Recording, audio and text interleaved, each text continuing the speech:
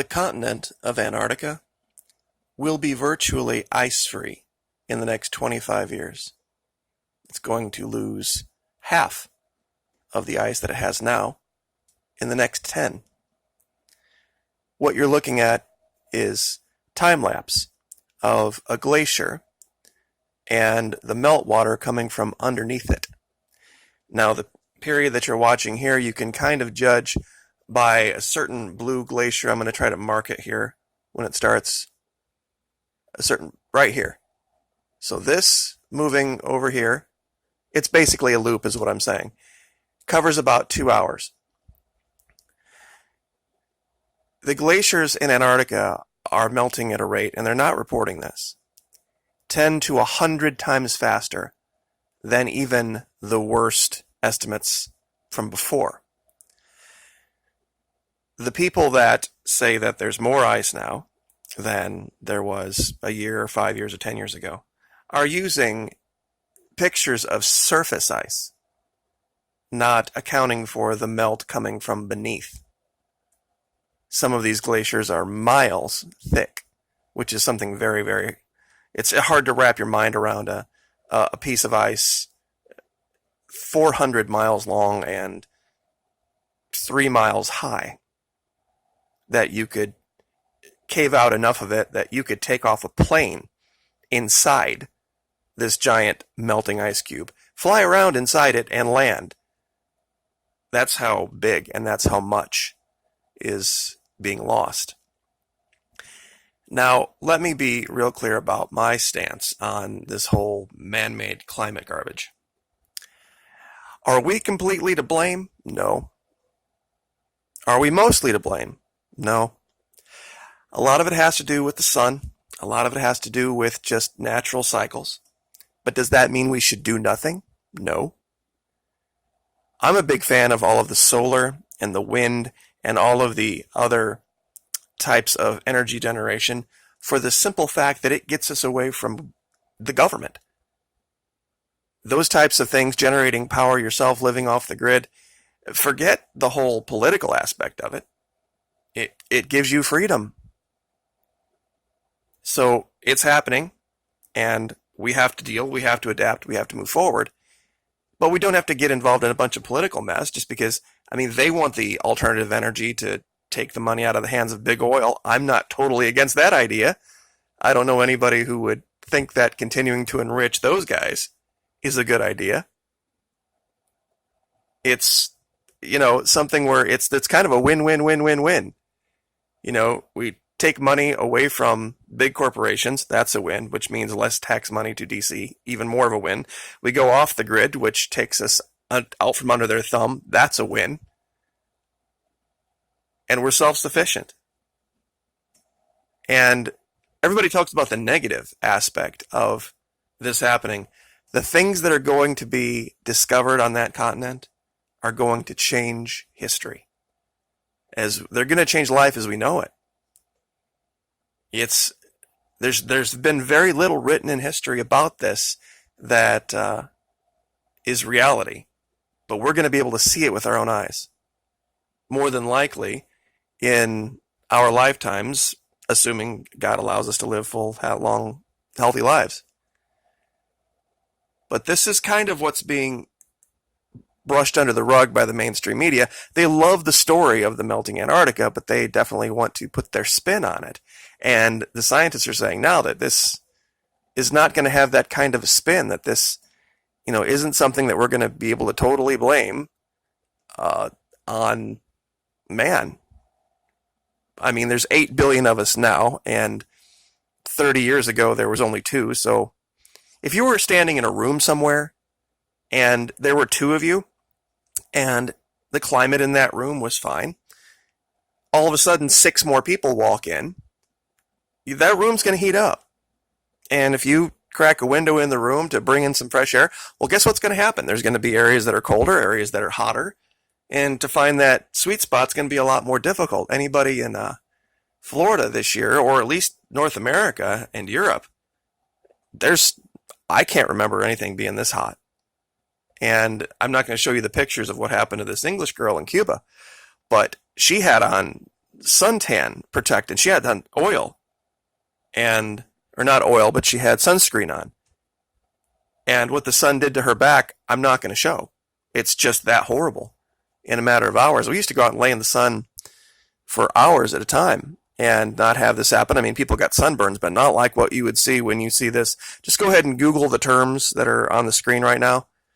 English girl, horrific sunburn, and you can find the pictures. I'm not going to show them.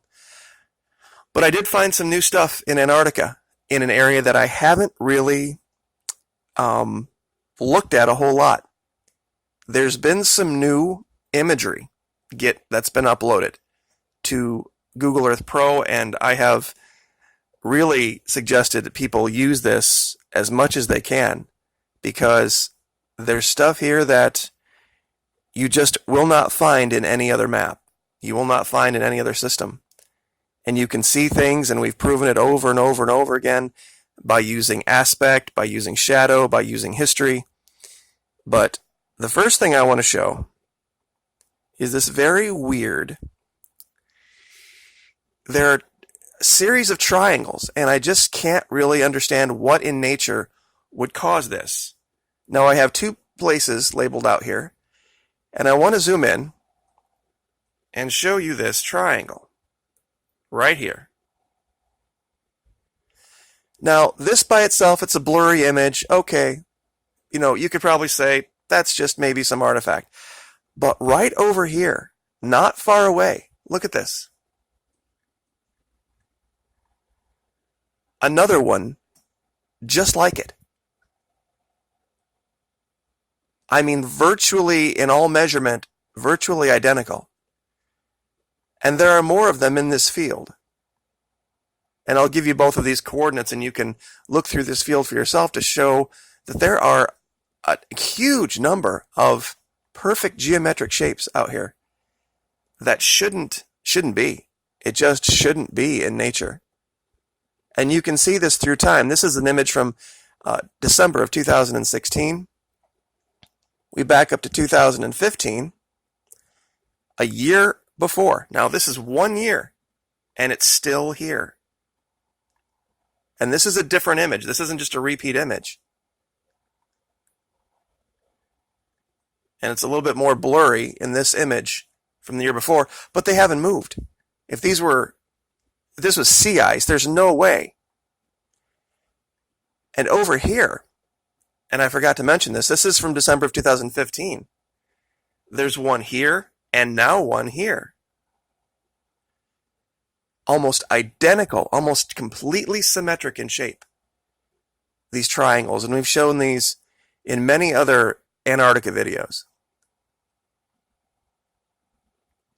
There's another one up here. They're just all over the place. I've never seen so much symmetry, and this melt that I was talking about, foliage is starting to uncover in areas that shouldn't have it.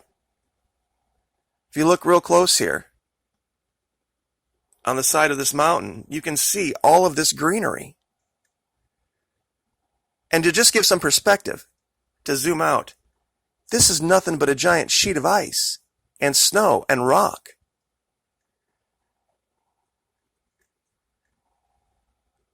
And when you zoom in, you can see it. It's clear. This is, I don't care whether it's algae, I don't care whether it's, moss or whatever it is. There's life springing out of Antarctica right now. It's fascinating to see. And I've been wanting to do this for a long time, to give ourselves a reference from which to go when we find things. This is a Russian outpost, very near to where I found some of these things. So that when we see hand of modern man, we know exactly what it looks like. We see the building set out in a certain way. We see evidence of what looks like, I think, diesel or some type of chemical used to melt things. We can see the walkways. We can see the pathways. We can see the power lines. It's very, very... the name of this station, I'm going to try to pronounce right. Molodjoznaya, I believe. And if I did that wrong, then that's the best I could do. It's a very long name. Molodyozyana.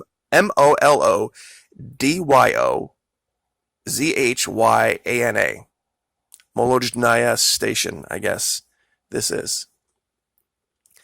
So we can use this as a reference.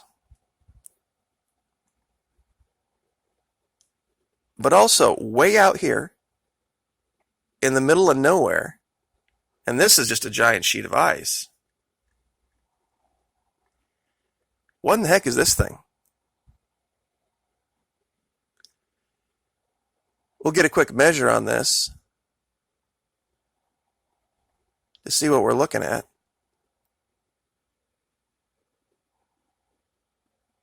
We'll just put it in regular miles.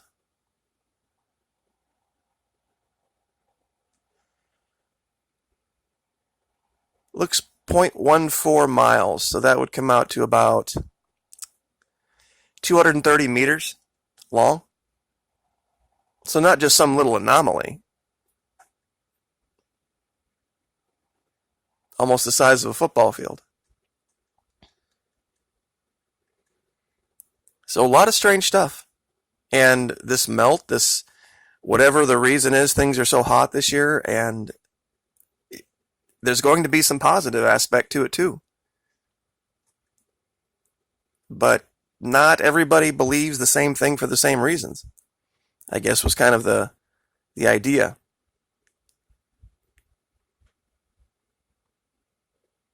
But it's melting at a pretty alarming rate down there. And I hope that if we can get past the politics of it, that people can start to get science stood up to get down there to find this stuff. Because who knows the blessing that could be waiting. And I guess we'll just leave that there. Like, share, subscribe.